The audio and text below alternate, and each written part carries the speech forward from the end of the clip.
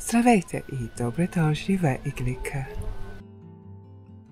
Сме в Иглика за фестиваля на Килима, но първо ще ви разкажа малко за селото. Иглика е малко село в Габрово област. Селото е известно със своите камени кущи или дувар. Според легендата, селото е създадено през 17 век от 6 булгарски семейства, които са търсили безопасно място. Те са използвали какво има местните камуни, за да построят домовете си. Читилище е добър пример за този стил на строителството. Читилище е посветен на актрисата Невена Коканова. Невена е била водеща фигура, както в българското кино, така и в театъра. Тя се влюбва в селото и прекарва последните няколко години от живота си тук.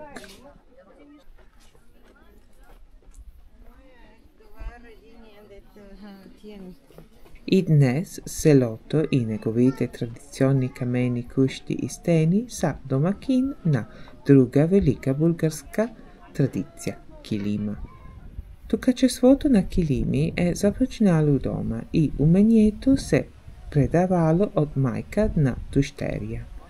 Повечето домакинства са трябвало да бъдат самодостатъчни и това е включвало изработването на текстил за семейството и дома.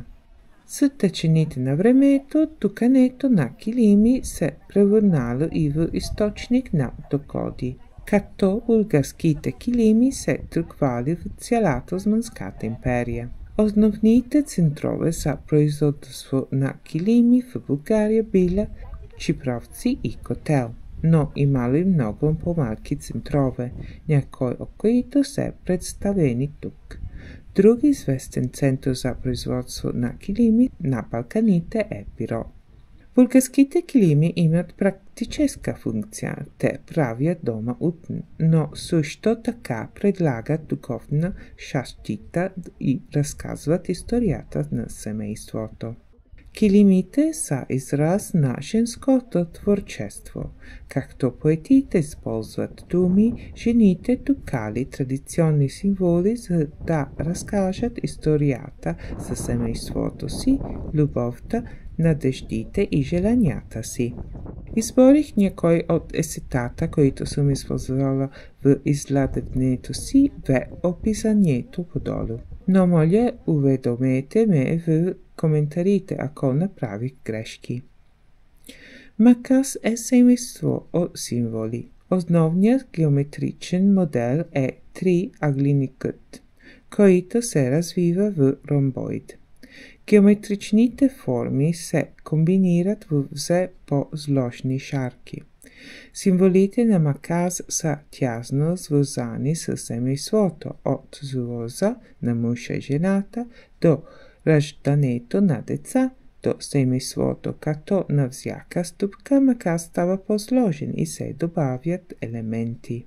Цветове също разказват за надеждите и желанията на жената. Червеното е цветът на любовта, силата и смелостта. То носи плодородие и богатството и предпазва от уроки. Черното е цветът на майката земя и разказва за надежди, за стабилност и сигурност.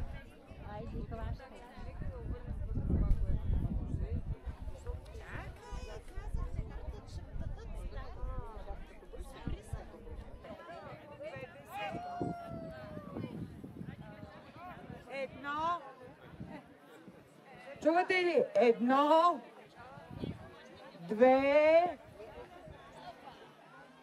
Готови ли сме? 3.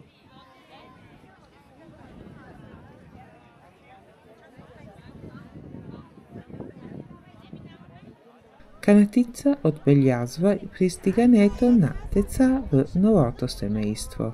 Голямата канатица разказва за разрастването на семейството. Цветът на канатица разказва за настроението на жената, която я плете. Зелената канатица е за надежда, радост, растеж и обновление. Жълтото изразява оптимизъм и щастие. Синьото е цветът на силата, достойновото и уважението към семейството. Канатица е червено поле, което внушава надежди за богатството и плодородие и е обрагадено от дизайн наречен бабини зуби. Веселено, който разказва за надежди за плодородие и растеж. Канатица е стилизирано пеперудя. Тя е пазител на дома и семейство.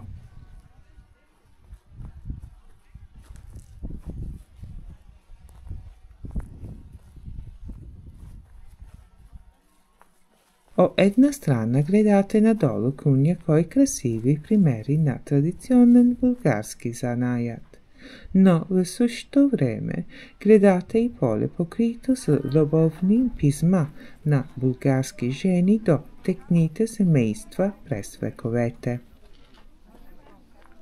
Каракачката или чернооката вулка се смята за символично представяне на богиня на плодородието. Небесната костенурка е древен прабулгарски символ, използван за защита. Смята се, че е символ на бог Тангра, главното божество на прабулгарите. Небесната костенурка изобразява съвършенство, баланс и взаимосвързаност в веселената. Петелют има различни значения. Петелют се свързва с сватба. Той илюстрира плодородието, мъжкото и женското начало. Другото значение е защита от зли сили. Това тълкуване идва от древно вярване, че пеенето на петлите сутрин прогонва всички вампири и негодници.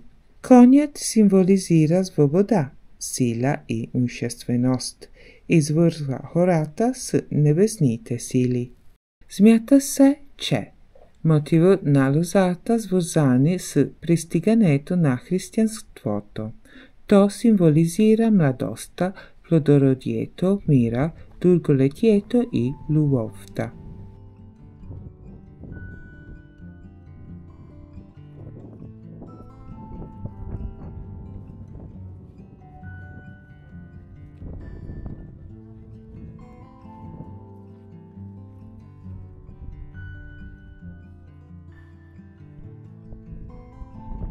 Преди приемането на християнска вярва, кръста е защита символ. По-късно става символ на Бог.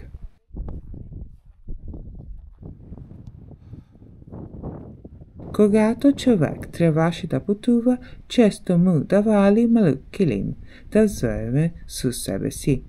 Малкият килим бил напомняне за любовта на семейството му, както и амулет за късмет и защита.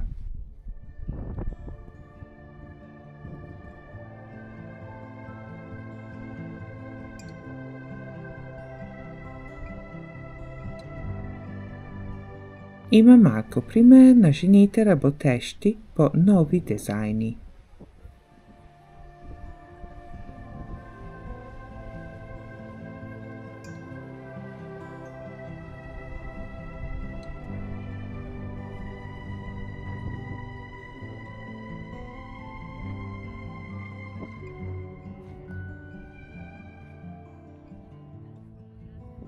На това поле под синьото небе килимите се открояват като експлозии от цветове.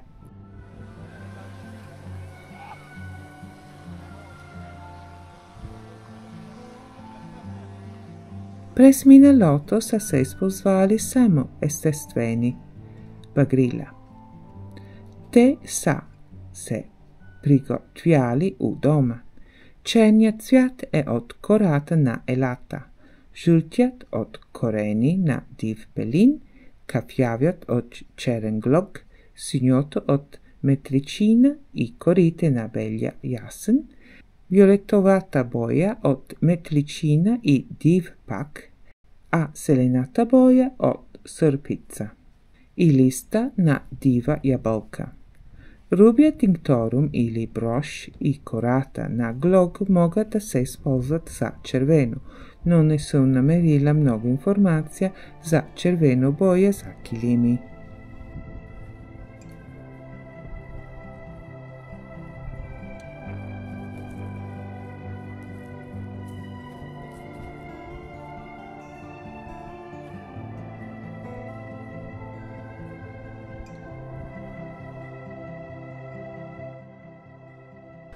Благодаря ви много за гледането. Моля, решайте се, абонирайте, би било страхотно.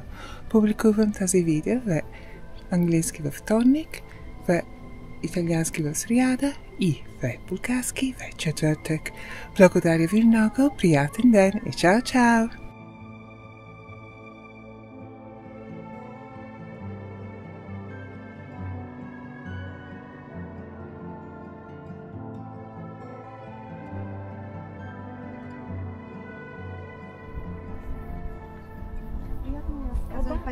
Казвам Петко.